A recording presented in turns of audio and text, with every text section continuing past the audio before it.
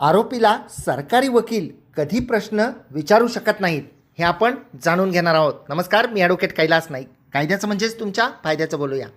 फौजदारी प्रकरणांमध्ये जेव्हा सरकार पक्षाचा सर्व पुरावा संपतो म्हणजे सर्व साक्षीदारांचे जाबजबाब होतात, त्यावेळी माननीय कोर्ट हे आरोपीचे स्टेटमेंट घेते, ज्याची तरतूद जुन्या फौजदारी प्रक्रिया संहितेमध्ये कलम 313 आणि नवीन BNSS म्हणजे भारतीय नागरिक सुरक्षा संहिता यामध्ये 351 कलमाखाली आहे. यानुसार जेव्हा सरकार पक्षाचे सर्व साक्षीदार तपासून झाल्यानंतर त्यांच्या पुराव्यामध्ये ज्या गोष्टी आलेल्या आहेत आरोपीच्या विरुद्ध, तर त्याबद्दल आरोपीला स्पष्टीकरण देण्याची संधी माननीय न्यायालय देते आणि माननीय न्यायालय आरोपीचं स्टेटमेंट घेते. म्हणजे नेमकं काय करते, तर साधारणपणे जे प्रश्न असतात जे सरकार पक्षाच्या पुराव्यामध्ये आलेले असतात त्याबद्दल माननीय कोर्ट आरोपीला प्रश्न विचारतात. उदाहरण जर द्यायचं झालं तर सरकार पक्षाच्या साक्षीदार क्रमांक 1 त्यांच्या साक्षीमध्ये असे सांगितलेले आहे की, उदाहरणार्थ की घटना घडली त्यावेळी आपण उपस्थित होतात, याबद्दल आपल्याला काय सांगायचे आहे, असा प्रश्न माननीय कोर्ट विचारतात.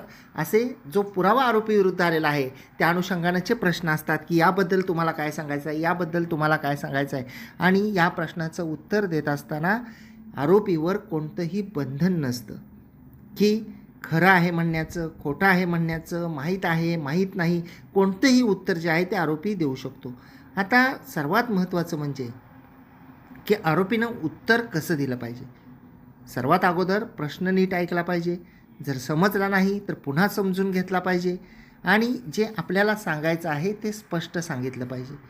काही महत्त्वाच्या गोष्टी असतात त्या गोष्टी स्पष्टपणे नाकारल्या पाहिजेत. माहीत नाही, सांगता येत नाही अशी मोगम उत्तरं दिली तर ते अडचणीचं होऊ शकतं. त्यामुळं आपण उत्तरं देत असताना स्पष्टपणे आपल्यावरचे आरोप हे नाकारले पाहिजेत.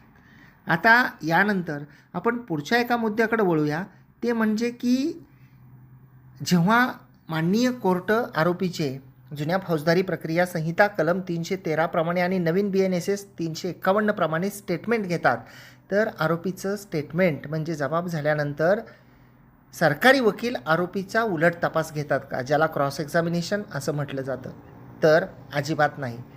कारण जे 313चं स्टेटमेंट असतं ते त्यावेळी आरोपीला शपथ दिलेली नसते, तो शपथेवरील जबाब नसतो आणि त्यामुळे ते आरोपीची जी आहे ती उलट तपासणी घेतली जात नाही. माननीय न्यायालय फक्त आरोपीला त्यांच्या विरुद्धच्या आरोपाबद्दल खुलासा स्पष्टीकरण देण्याची संधी देण्याच्या अनुषंगानं आरोपीचं हे स्टेटमेंट घेतात. परंतु त्या स्टेटमेंटमध्ये जर आरोपीने मला शपथेवर साक्ष द्यायचे आहे असं म्हटलं आणि आरोपीने जर शपथेवर त्याची साक्ष दिली, सरतपास दिला त्यांनी साक्षीच्या पिंजऱ्यामध्ये येऊन, तर मात्र त्या परिस्थितीमध्ये सरकारी वकील त्या आरोपीचा उलट तपास घेऊ शकतात. आता या BNSS 351 आरोपी हे त्यांची कागदपत्रे दाखल करू शकतात, स्वतः जबाब द्यायचा आहे असं म्हणू शकतात आणि जबाब देऊ शकतात. काही साक्षीदार द्यायचे असतील तर साक्षीदारसुद्धा देऊ शकतात आणि त्या स्टेटमेंटमध्ये आरोपीला जे प्रश्न विचारले जातात त्या प्रश्नाचं आरोपीला वाटेल त्या पद्धतीचं उत्तर देण्याची आरोपीला मुभा असते, त्याच्यावर कोणतंही बंधन नसतं.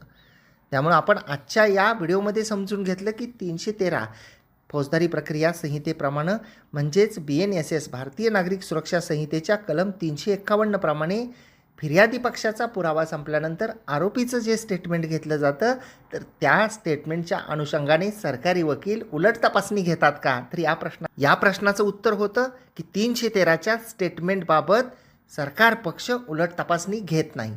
अपेक्षा करतो की माहिती आपल्याला समजली असेल, आवडली असेल. कोर्ट कचेरी यूट्यूब चॅनलला आपण सबस्क्राईब केलेलं नसेल तर सबस्क्राईब करा. बाजूचं बेल आयकॉनचं बटन दाबा म्हणजे व्हिडिओचे नोटिफिकेशन आपल्यापर्यंत पोहोचतील. आपण जर या व्हिडिओला फेसबुक इंस्टाग्रामवर पाहत असाल, अद्याप आपण फॉलो केलेलं नसेल तर फॉलो जरूर करा आणि त्या ठिकाणी सुद्धा लाईक आणि शेअर करा म्हणजे ही माहिती सर्वांपर्यंत पोहोचेल.